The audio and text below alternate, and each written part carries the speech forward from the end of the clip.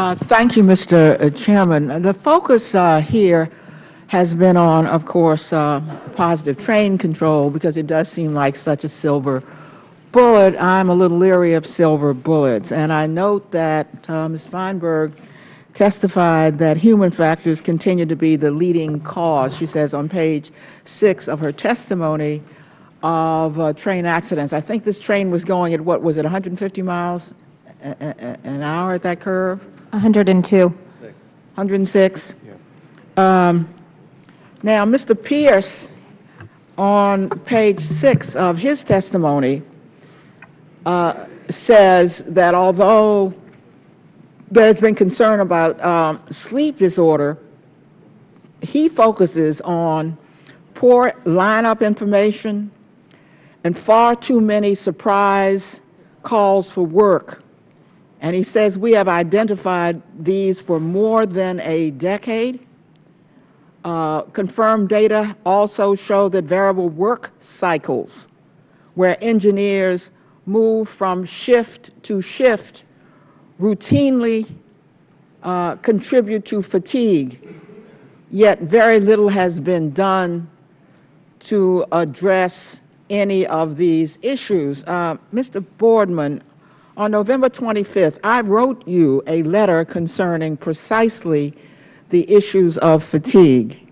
And I must ask you today, particularly considering that these very tracks carry volatile substances as well as passengers, I must ask you about the Amtrak proposal to reconfigure work schedules for train and engineer service employees at Union Station and in road service elsewhere on the Northeast Corridor. I would like to know if you are continuing to reconfigure these work schedules even after this accident, or whether you have stood down on those work schedules for the time being.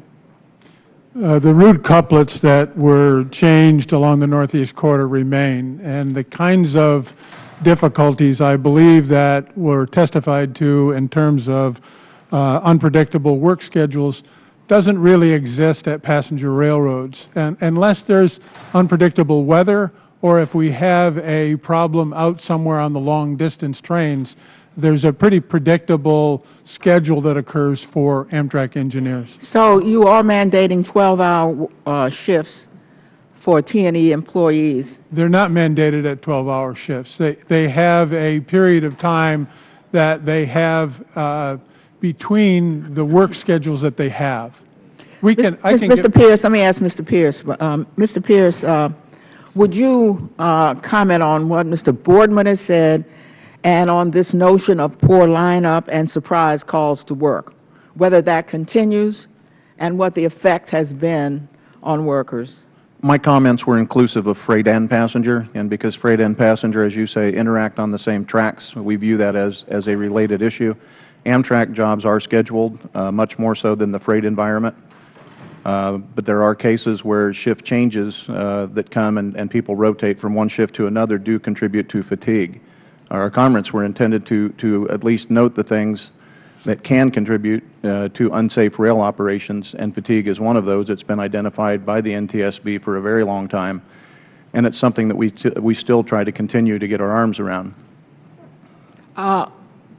Could I ask a witness from NTSB whether you're looking at fatigue along with the obvious absence of PTC, if you are looking at issues of possible fatigue?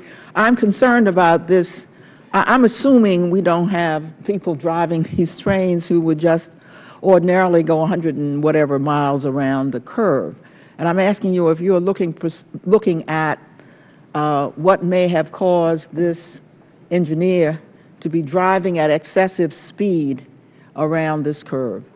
Yes, we typically look at fatigue in all accidents, and we are looking at it in this accident, and we have been recommending for years fatigue management programs that use science-based principles to determine issues like shift changes. We know that is difficult on the circadian flow of a person's body, so we've looked at that for quite a few years. Have you looked at 12-hour work shifts as whether or not those are consistent with safety and these surprise calls? We've looked at a number of methods of work shifts and of of shift changes and made recommendations that these need to be based on science-based fatigue management programs to look at the total picture and base them on science. Thank you very much. Thank you. Mr. Gibbs.